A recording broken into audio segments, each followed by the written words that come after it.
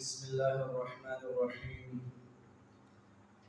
وما آتاكم الرسول فخذوه وما نهاكم عنه فانتهوا صدق الله العظيم. د نبی علیه السلام د سیرت په حواله سره چونکی کوم د قریشو د خاندان صفات او د هغې خاصیات د قریشو د قبیلې هغه ذکر شول. اوس د نبی علیه السلام د خاندان چونکه هاشم چې دا د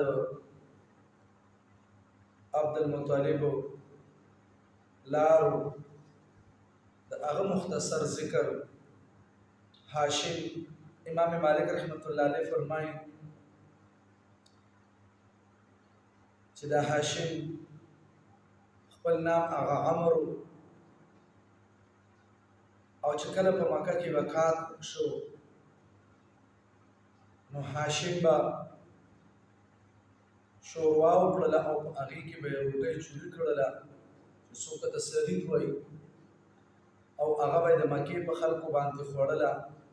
د دې وجې نه ورته نوم هاشم کېښودلی شو او د هاشم معنی ده چوري کوونکی. او تر دې پورې چې هاشم دا یو ډېر زیات سخي چې د سخاوت اعلی درجې ته دی هغه رسېدلی او یو ځل نه چې بلکې څو ځله د عربو خلکو ته په سخاوت سره خپل دسترخوان دا ډېر زیات وسیع کړی او هر څوک به د ده په دسترخوان باندې حاضرېدل، که هغه غریب و که هغه مسافر و، گویا کې هر یو به راته او د ده په دسترخوان باندې به هغه حاضرېده او په حسن او جمال کې د ده په باره کې راځي چې دا یو انتهایی حسین او جمیل انسان. خو اوس دا حسن او دا جمال چې د ده په دې تندي کې کوم دا پړکوالی و، دا چمکاو، نو دا د دغې د وجې نه و چې ګویا کې د ده په خاندان کې به الله تعالی د دواړو جانو سردار دو جهان حضرت محمد صلی الله علیه وسلم الله تعالی پیدا کړي. د بني اسرائیلو چې څومره علما او کله به یې دې ولیدو او د ده مخ ته به یې وکتل نو وایي د ده په تندي کې به هغه چمک دې ته ښکارېده نو هغې به راتلل او هغې به ورته سجده کوله،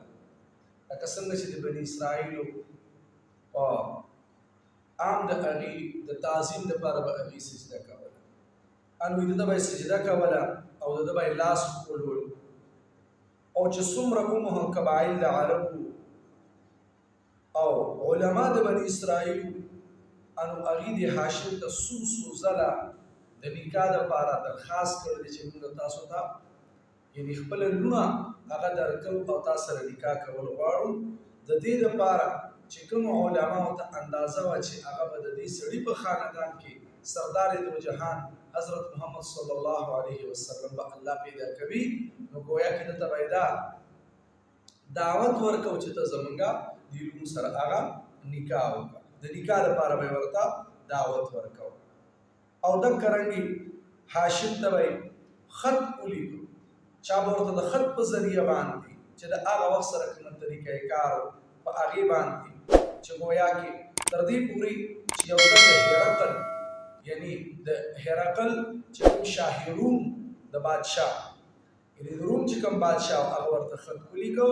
او په خط کې ورته دا اطلاع ورکړله چې زه خپله شهزادي یعنې خپله لور هغه چې بلکل څه د حسینه او جماله ده چې هغې په حسن کې څوک مقابله کوونکي نشته دی، څوک برابر نشته دی، هغه زه تا ته په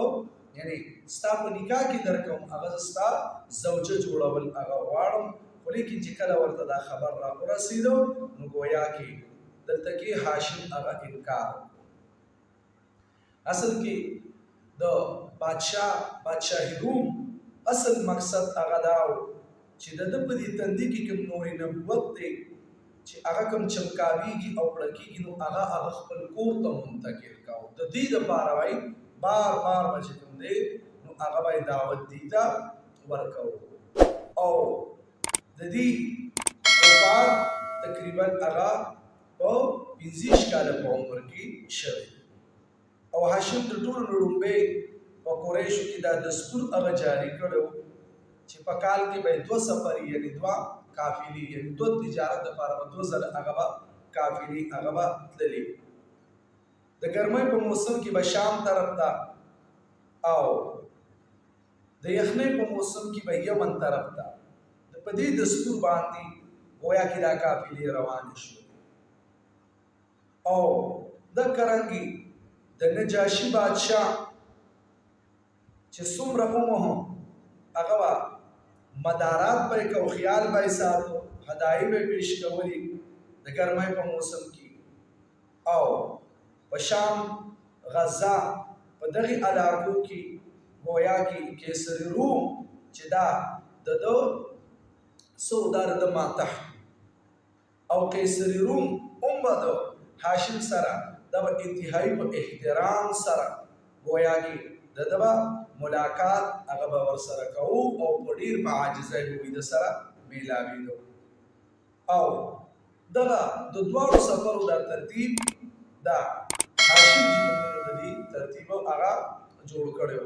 چې گویا کې قافله به یو شام طرف ته تلله او بل به یمن طرف ته تلله چې د هغې ذکر په سوره قریش کې د ایلاف قریش ایلافهم رحلة الشتاء والصيف په هغې کې هغه پوره په تفصیل سره ذکر شوی دی بل هاشم چې کله به د حج ایام راغلل د حج ورځې به راغلي نو هاشم به د خپل له طرفه چې څومره مهاجران صاحبان وو د هغه وخت سره کومه طریقه چې هغه وخت سره هغه د حج د هغې کوم طریقه یې کار نو په هغې د حاجیانو صاحبانو دپاره به یې څه کولو د هغې دپاره به یې غوښه روټۍ او ستو گویا کې یعنې هغه اوړه چې هغه وریته کړی شي نو بعضې ټایم په هغې کې اوبه واچولي شي د خوراک لپاره استعمالوي بعضې وي دغه شانتې خلک هغه د خوراک لپاره استعمالوي کجوري او دا څیزونه وایي